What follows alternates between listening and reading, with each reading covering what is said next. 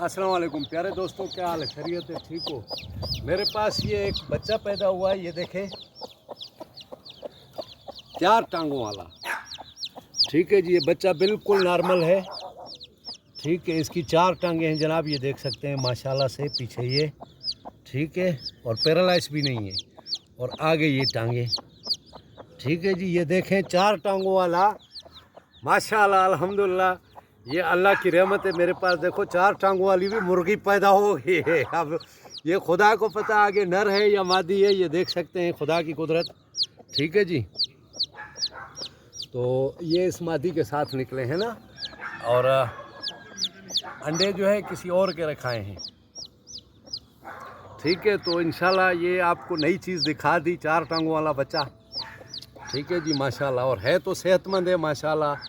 अल्लाह करे ये बड़ा हो जाए तो फिर आपको इसकी वीडियो दिखाएंगे कि 4 टांगों वाली भी मुर्गी होती है भाई हमारे पास। और देखो बिल्कुल पाँव से ज़ोर लगा रहा है, नज़र आ रहा है, ये देखें, ये बिल्कुल नॉर्मल है, ये देखें। ठीक है जी, अल्लाह हाफ़िज़। बहुत स्पीड मार रहा है। अल्लाह हाफ़िज़।